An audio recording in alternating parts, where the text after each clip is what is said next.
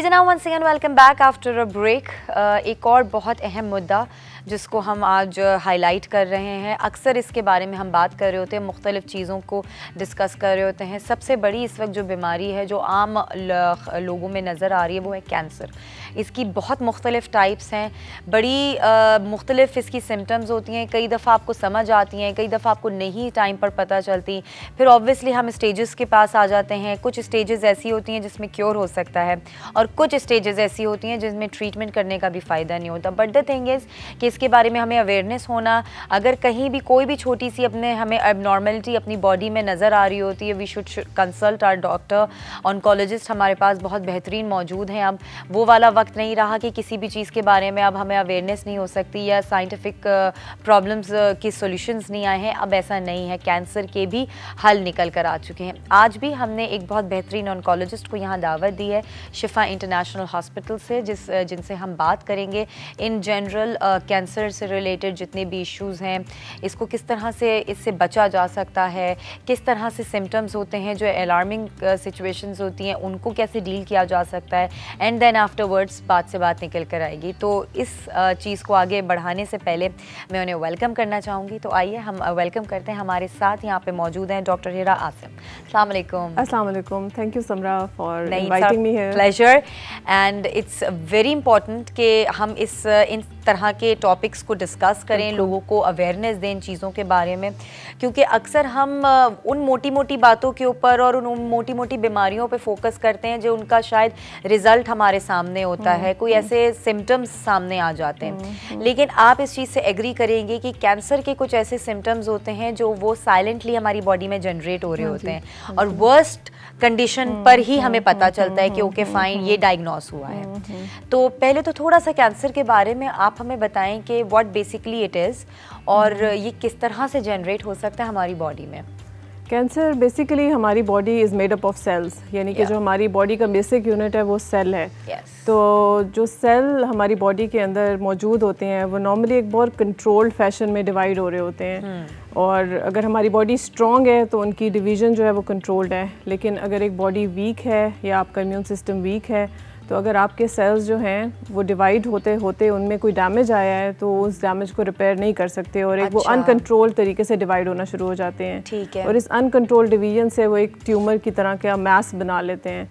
उनमें से कुछ ट्यूमर्स जो होते हैं वो बीनाइन होते हैं, दो तरह के ट्यूमर्स होते हैं। कुछ जो होते हैं वो मलिग्नेंट होते हैं। सो जो मलिग्नेंट ट्यूमर्स होते हैं उनको हम कैंसर बोलते हैं। और उन मलिग्नेंट ट्यूमर्स की खासियत ये होती है कि वो उनमें से कुछ सेल्स जो होते हैं वो बॉडी में ट्रैवल करने की एबिलिटी रखते हैं, यानी कि वो मेन ट्यूमर से निकल के बॉडी के दूसरे हिस्सों में ट्रैवल कर जाते हैं और उस जगह पर वो वहाँ पर दोबारा से डिवीज़न शुरू कर देते हैं। सो कैंसर जो है वो ख़तरनाक इसलिए है क्योंकि वो स्प्रेड करता है और पूरी बॉडी में स्प्रेड हो जाता है, पूरी बॉडी में कम टाइम किसी भी हिस्से में स्प्रेड कर सकता है। लंग्स, लिवर, बोन्स, ब्रेन, हर जगह को अफेक्ट कर सकता है।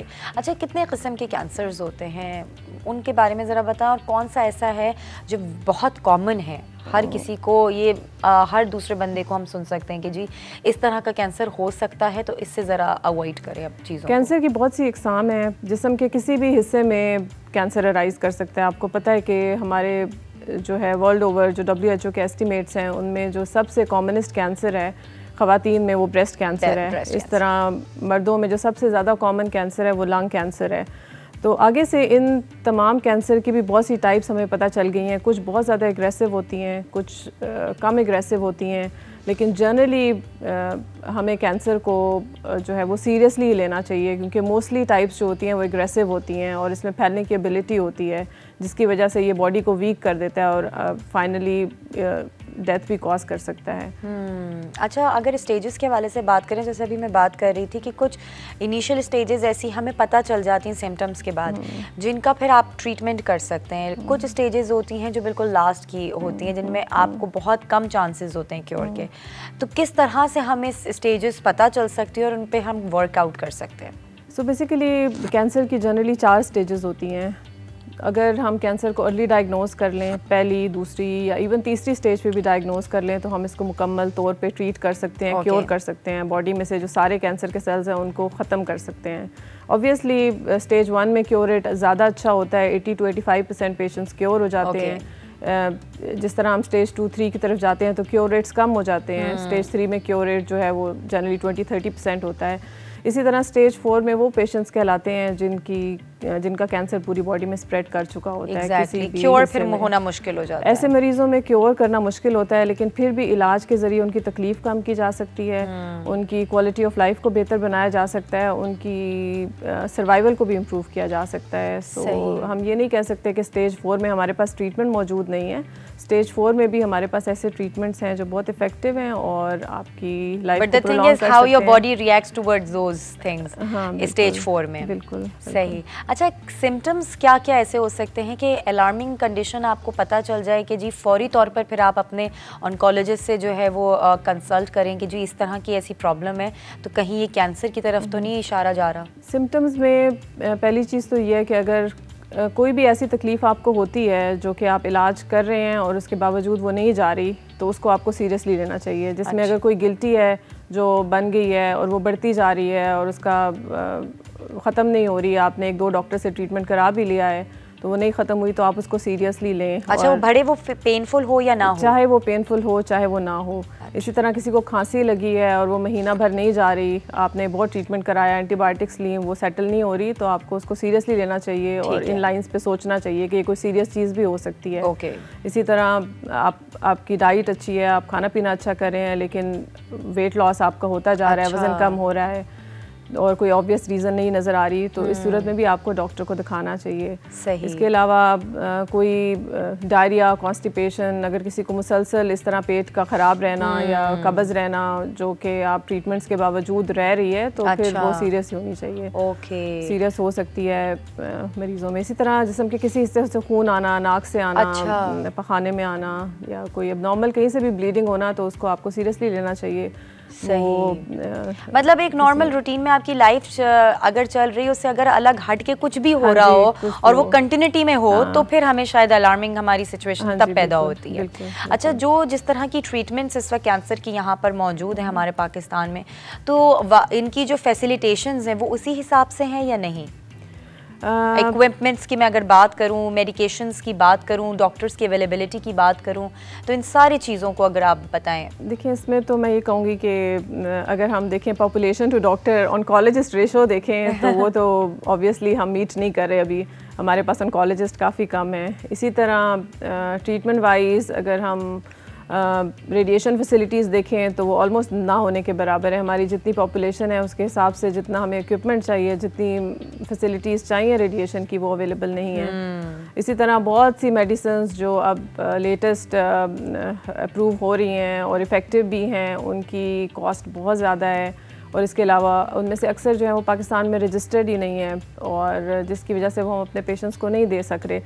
तो ट्रीटमेंट वाइज मैं कहूँगी कि हम अभी काफ़ी पीछे हैं। हाँ, हम अभी काफ़ी पीछे हैं, हम वो रिक्वायरमेंट्स मीट नहीं कर रहे जो हमारी हैं, लेकिन फिर भी हम अपनी तरफ से पूरी कोशिश कर रहे हैं। हमारे पास जो रिसोर्सेज हैं उसमें हम रह के हमारी पूरी कोशिश है कि हम अपनी आवाम को वही ट्रीटमेंट दें जो कि बेस्ट अवेलेबल है। बिल्कुल। और बात में आ जाती है कि कैंसर ये देखकर नहीं आता कि अमीर है या गरीब है, और अगर उसके एक्सपेंसेस इतने ज़्यादा होंगे तो लोगों के लिए बड़ा मुश्किल हो जाएगा कि ट्रीटमेंट्स लें या फिर उसको किस तरह से उसे सर्वाइव करके बाहर निकाला जाए। तो इन चीज़ों पे थोड़ा सा जो है वो फोकस होना चाहिए। अच्छा, अगर हम बात करें रिस्क फैक्टर्स की और इसकी स्क्रीनिंग के हवाले से, और किस किस्म के टेस्ट्स अवेलेबल हैं जो हमें फौरी तौर पर हमें पता चल सकता है कि हाँ जी अब हम इस बाउंड्री से बाहर आ गए और अब टेंशन वाली बात है? रिस्क फैक्टर्स में तो सबसे पहले हम सबको पता है कि जो मेन कैंसर का कॉज है और जिससे सब ज़्यादा कैंसर होते हैं वो स्मोकिंग है।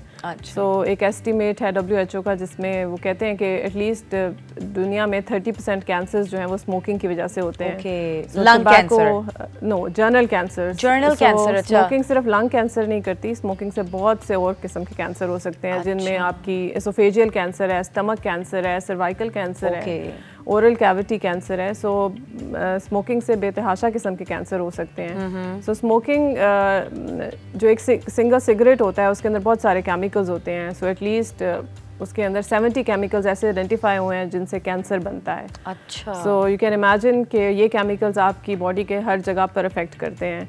So it not only causes lung cancer but it can cause cancer anywhere in your body. So basic जो सबसे ज़्यादा बड़ा कॉज कैंसर का है वो स्मोकिंग है।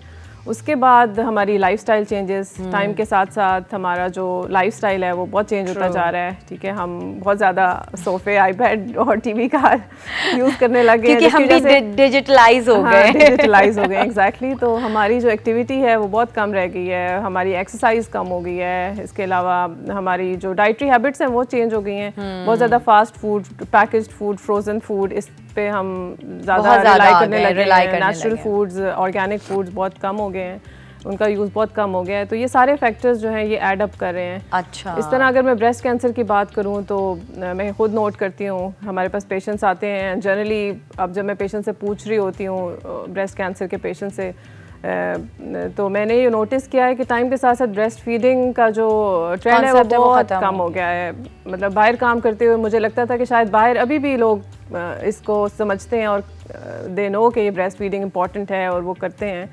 तो लेकिन अनफॉर्चुनेटली पाकिस्तान में ब्रेस्ट फीडिंग अब उस तरह से नहीं की जाती, उसकी अहमियत को इग्नोर किया जाता है क्योंकि ख़वातीन को पता नहीं है कि ब्रेस्ट फीडिंग बच्चे के लिए तो ज़रूरी है, बच्चे को तो एक वो न्यूट्रिशन मिलती है, लेकिन वो मदर के लिए भी प्रोटेक्टिव है, आपको बहुत तरह के कैंसर से बचाती है आपको। राइट। तो that is a very important issue जो कि मेरे ख्याल से हमें हाईलाइट करना चाहिए। And that is the main cause of breast cancer. इस तरह ओबेसिटी, वज़न बढ़ता जा रहा है और ऐसे जो पेशेंट्स होते हैं जो ओबीस होते हैं, बेसिकली उनके अंदर कुछ हार्मोन्स बन रहे होते हैं जो होगी तो फिर वो उन फैट्स के अंदर कुछ हार्मोन्स बनते हैं जो आपको डिफरेंट कैंसर से प्रीडिस्पोज करते हैं। So obesity is one of the main risk factor. इसी तरह एनवायरनमेंट की बात करें तो हमारी पोल्यूशन ज़्यादा होती जा रही है जो ऑब्वियसली हम इनहेल करते हैं और हमारी बॉडी पे अफेक्ट करती है।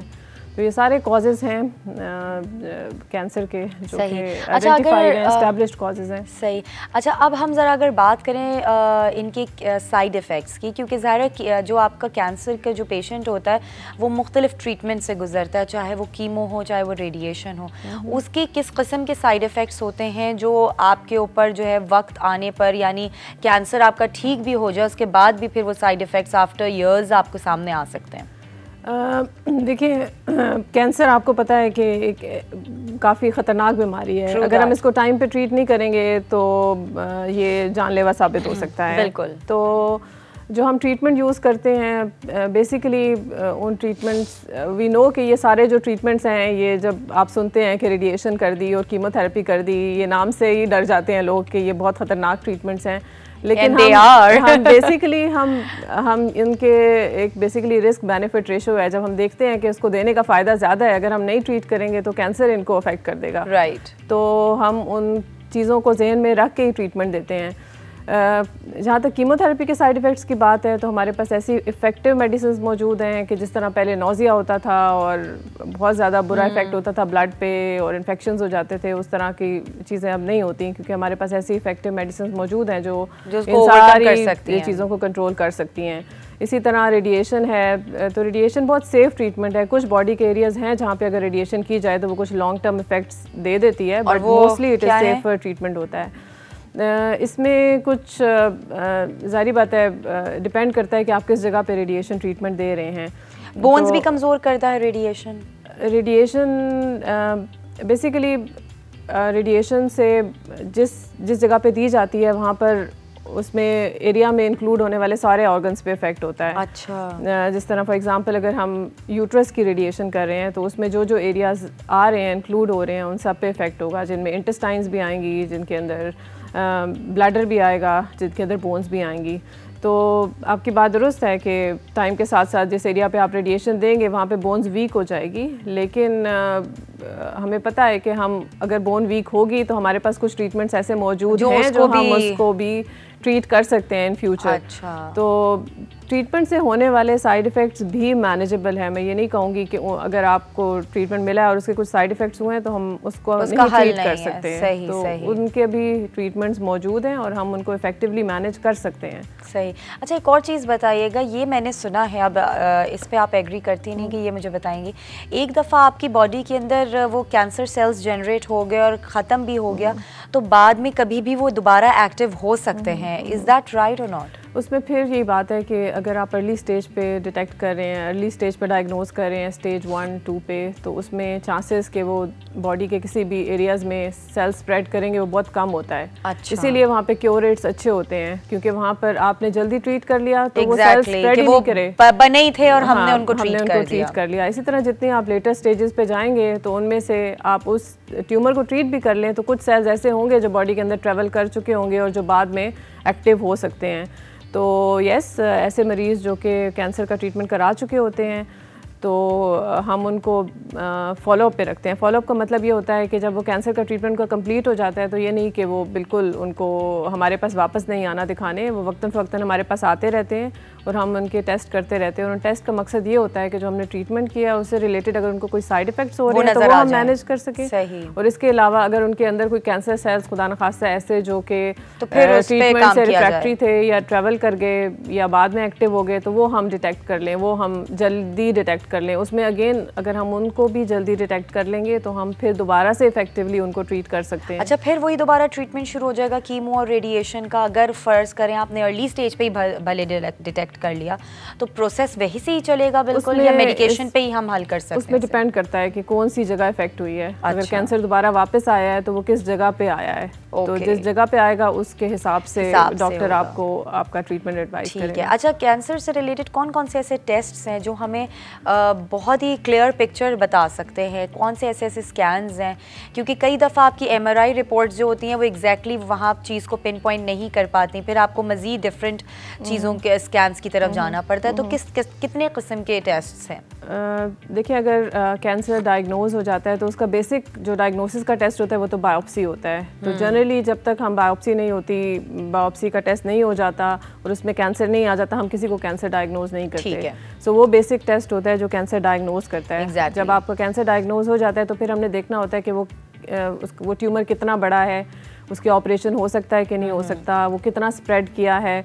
तो उसके लिए हम usually CT scan, MRI, bone scans करते हैं। तो ये जो 3 किस्म के टेस्ट मैंने मेंशन किए हैं ये हमें कैंसर की स्टेज बताते हैं, स्प्रेड बताते हैं, और फिर इन्हीं स्टेज और स्प्रेड के हिसाब से फिर हम उसका ट्रीटमेंट आगे डिसाइड करते हैं कि सर्जरी होनी चाहिए, रेडिएशन होनी चाहिए, कीमोथेरेपी होनी चाहिए, कौन सा ट्रीटमेंट पहले होना चाहिए। इसके अलावा एक नया टेस्ट है, आपने पेट स्कैन का नाम सुना होगा। एग्जैक्टली, वो आपकी पूरी बॉडी की स्कैन है। हाँ जी, वो बेसिकली पूरी बॉडी का स्कैन है जो कि हम कुछ मरीजों के अंदर कराते हैं। तो उसकी भी स्पेसिफिक इंडिकेशंस नहीं है, ये नहीं कि आपको कैंसर डायग्नोज हुआ तो हर एक को पेट स्कैन कराना चाहिए, ठीक है? वो भी एक this is an expensive test. So कुछ पेशेंट्स होते हैं जिनके अंदर स्पेसिफिकली हमें चाहिए होता है ट्रीटमेंट डिसाइड करने के लिए, तो या कैंसर को डिटेक्ट करने के लिए या कौन सी स्टेज पर है स्टेज करने के लिए, तो उनके अंदर हम वो कराते हैं। सही। अच्छा, कैंसर पेशेंट्स के लिए खाने पीने के लिए भी, जैसे अभी आप डाइट की और हेल्दी लाइफस्टाइल की बात कर रही थी, तो बहुत सारी चीज़ें ऐसी होती हैं ना जो एंटी कैंसर भी होती हैं, और कुछ चीज़ें ऐसे खाने से फिर आपका कैंसर वर्स्ट भी कंडीशंस की तरफ चला जाता है, तो वो कौन कौन सी? अच्छा समरा, बहुत इंटरेस्टिंग बात है कि मेरे पास जब क्लिनिक में पेशेंट्स आते हैं तो वो मुझे कहते हैं डॉक्टर साहब हमें कोई सप्लीमेंट्स दे दें जिनसे हमारा कैंसर ना हो, हमें दोबारा ना हो जाए, हमारे में जो कमी है ना वो उनसे पूरी कर दें। पता नहीं ना, नेचुरली बहुत चीज़ें मौजूद हैं। हाँ, तो मैं उनको हमेशा ये कहती हूँ कि आपने अपनी रिक्वायरमेंट्स जो है ना वो अपनी डाइट से पूरी करनी है। मतलब आपको कोई ऐसी चीज़ नहीं है जो आपकी डाइट में ना मिल सके। राइट। तो you know the basic is कि आपकी जो डाइट है वो बैलेंस डाइट होनी चाहिए, उसके अंदर हर चीज़ मौजूद होनी चाहिए। रिसेंटली कहते हैं शुगर्स बिल्कुल नहीं लेनी, तो मैं पेशेंट्स को ये कहती हूँ कि आपको सब कुछ लेना है। अच्छा। आपको हर चीज़ मॉडरेशन में लेनी है। हाँ। और हाँ, हमें पता है कि कुछ चीज़ें प्रोटेक्टिव होती हैं, आपको कैंसर से बचाती हैं, जिसमें फ्रूट्स वेजिटेबल्स का इस्तेमाल ज़्यादा होना चाहिए, वो प्रोटेक्टिव हैं, तो वो आप ज़्यादा करें, लेकिन आप अपनी डाइट में हर चीज़ इंक्लूड करें और अपनी सारी रिक्वायरमेंट्स अपनी डाइट से पूरी करें। मतलब कोई चीज़ ऐसी नहीं है कि जिसे अवॉइड करना चाहिए when you are going through all those processes जो ट्रीटमेंट्स के हैं कैंसर के। उसमें भी अगर कुछ किसी पेशेंट की कोई स्पेसिफिक मेडिकल कंडीशंस होती हैं या हमें पता होता है कि हाँ कोई चीज़ अगर हम इसको कहेंगे कि ये ले तो इससे उनको कुछ प्रॉब्लम्स होंगे, तो वो हम स्पेसिफिकली एडवाइस करते हैं। बट जनरली क्योंकि आपको पता है कि ये टफ ट्रीटमेंट्स हैं, कीमोथेरेपी, रेडिएशन थेरेपी, तो हम चाहते हैं कि हमारे patients when they are going through these treatments वो उनकी बॉडी स्ट्रॉन्ग होनी चाहिए, उनकी इतनी बॉडी स्ट्रॉन्ग होनी चाहिए कि वो ट्रीटमेंट ले सकें। तो उसके लिए obviously diet is very important. तो मैं बहुत ज़्यादा अनड्यू अननेसेसरी रिस्ट्रिक्शंस नहीं करती, और स्पेशली जब आपको पता है कि कीमोथेरेपी के बाद इतना नोजिया हो रहा होता है या कुछ ऐसे साइड इफेक्ट्स हो रहे होते हैं कि आपकी अपनी जो डाइट है वैसे भी खराब हो जाती है, आप हर चीज़ नहीं खा सकते, आपकी अपनी प्रेफरेंसेस चेंज हो जाती हैं, आपको कुछ अच्छा लगता है कुछ बुरा लगता है, तो यूजुअली मैं उनको ये कहती हूँ कि जो आपको अच्छा लगता है आप ज़रूर खाएं, आप ज़रूर खाएं। सही। Well thank you so much doctor Hira, and बहुत अच्छा डिस्कशन रहा हमारा। और जाहिर सी बात है कैंसर एक ऐसी बीमारी है जो हमें अब बहुत ज़्यादा कॉमनली नज़र आती है इसकी, क्योंकि मुख्तलिफ इतनी सारी टाइप्स हैं, किसी को कुछ किसी को कुछ। लेकिन बात नहीं आ जाती है कि हमें अगर अपना ख्याल रखना है तो सबसे इम्पॉर्टेंटली हमारा जो लाइफस्टाइल है वो हेल्दी होना चाहिए, और उसके बाद फिर आगे सारी चीज़ें चलती हैं। हम अगर हेल्दी लाइफस्टाइल गुजारे तो शायद हम इन सारी चीज़ों से गुजरेंगे ही नहीं। और कैंसर से रिलेटेड जितने भी साइड इफ़ेक्ट्स हैं उनसे पहले ही अगर हम प्रॉपर तरीके से ट्रीट कर लें, और कोई भी ऐसी छोटी सी भी एबनॉर्मलिटी आपको आपकी बॉडी में फ़ील हो या कोई ऐसा सिम्टम जो नॉर्मल नहीं हो रहा हो, कंटिन्यूटी में चल रहा हो, जैसे अभी डॉक्टर साहबा ने बताया, तो प्लीज़ कंसल्ट योर डॉक्टर, क्योंकि वक्त रहते हम हर चीज़ का हल निकाल सकते हैं, लेकिन जब पानी सर के ऊपर से गुजर जाता है और तब अगर हमें टेंशन होगी तो फिर शायद कुछ नहीं हो सकता। तो ये हमारे ही हाथ में है कि हम किस तरह से अपनी ज़िंदगी को सीरियसली लेते हैं और नहीं लेते, तो उस पर आपने काम ज़रूर करना है। Thank you so much once again doctor.